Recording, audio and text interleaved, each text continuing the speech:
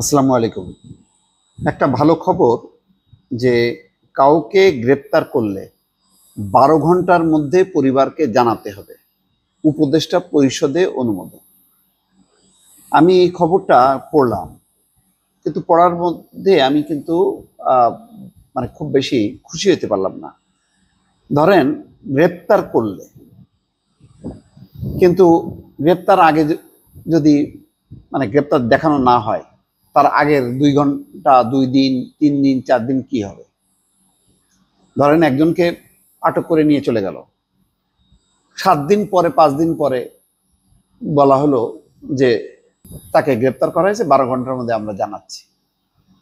পরিবার যখন জানলো, তখন বলা হলো যে না, আমরা তো 12 ঘন্টার মধ্যে অ্যারেস্ট করছি, কিন্তু তার আগে 5 দিন, না 5 দিন আগে আমরা গ্রেপ্তার করিনি, কারা করছে জানি না। এখানেও কিন্তু ফাঁক ফোকর আছে। একজনকে উধাও করে নিয়ে গেল, দৌড়ে গেল থানায়। থানা বললো না, আমাদের কাছে তথ্য নেই। তো তারপরে দেখা গেল যে 7 দিন পরে মানে খবর আসলো থানা থেকে যে অ্যারেস্ট করা হয়েছে। তো বললো, তখন প্রশ্ন আসবে, তো আপনাদের তো জানানোর কথা 12 ঘন্টার মধ্যে, তো 7 দিন কোথায় ছিল? বললো 7 দিন কোথায় ছিল আমরা জানি না, আমরা যখন অ্যারেস্ট করছি তখন আপনাদেরকে জানাচ্ছি। ফলে এই ঘোষণার মধ্য দিয়ে যে খুব একটা আইনের শাসন প্রতিষ্ঠা হইলো, সেটা কিন্তু নিশ্চিত হলো না। আমি যতটুকু বুঝি, ফৌজদারি কার্যবিধির সংশোধনের প্রস্তাব অনুমোদন করেছে উপদেষ্টা পরিষদ। এখন এটি কার্যকর হলে কাউকে গ্রেপ্তার করে থানায় নেওয়ার সর্বোচ্চ 12 ঘন্টার মধ্যে পরিবার, বন্ধু বা আইনজীবীর সঙ্গে যোগাযোগ করে জানাতে হবে। কোনো অবস্থায় এই সময় 12 ঘন্টার বেশি নেওয়া যাবে না। বৃহস্পতিবার প্রধান উপদেষ্টা ডক্টর মোহাম্মদ ইউনূসের সভাপতিত্বে উপদেষ্টা পরিষদের বৈঠকে এটা অনুমোদন হয়। পরে রাজধানীর ফরেন সার্ভিস একাডেমিতে এক সংবাদ সম্মেলনে আইন উপদেষ্টা আসিফ নজরুল এটা জানাচ্ছে।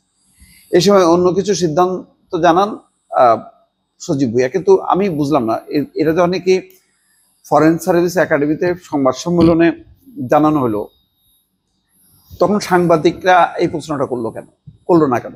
আমার মনে যে প্রশ্নটা আসলো, যে ওইটার কি হবে যে আটক করার 7 দিন খবর থাকলো না, তারপরে যখন নাকি পরিবারকে জানানো হলো, তখন পরিবার বলবে যে আমার অমুককে তো 7 দিন আগে নেওয়া হয়েছে। তখন থানা যদি বলে যে 7 দিন আগে কারা নিছে আমরা জানি না, আমরা আটক করার এই যে 12 ঘন্টার মধ্যে জানানোর নিয়ম আপনাদের জানাইলাম, তখন কি হবে? সুতরাং এটার মধ্যে কিন্তু অনেক যদি কিন্তু আছে, খুব পরিষ্কার চিত্রটা হইল না। কেন দর্শক এত সন্দেহ করলাম বা বললাম? গত 15 বছরের শেখ হাসিনার শাসন আমলে তো এই ঘটনাগুলি ঘটছে।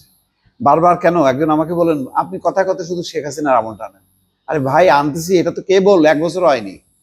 এটা কম্পেয়ার করি বারবার, যে ওই আমলে তো এই হয়েছে, এই হয়েছে, এখন কি হচ্ছে, এটার পরিবর্তে এটা কি হচ্ছে, এটার পরিবর্তে কি হচ্ছে, বারবার উদাহরণ আসবেই। 15 বছরের শেখ হাসিনার আমলে মার্শাল্লাহ আরো কি বলে 15 বছর এই আলোচনাই চলবে। শেখ হাসিনার আমলে যত কাণ্ডকীর্তি, যেভাবে গুম খুন যেভাবে নিয়ে যাওয়া হয়েছে উধাও করে, তারপরে সে যখন কি কোর্টে চালান দেয়, তখন পরিবার জানতে পায় বা পরিবারকে জানানো হয়।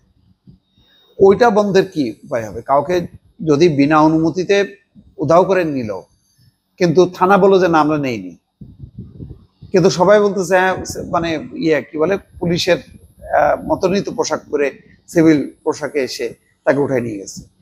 এই জায়গাটা একটা প্রশ্ন দরকার ছিল, যে এটার নিরসনটা সরকার করতে পারলো কিনা, বা এরকম যদি ঘটনা ঘটে তখন কি হবে। ভালো থাকবেন, আল্লাহ হাফেজ।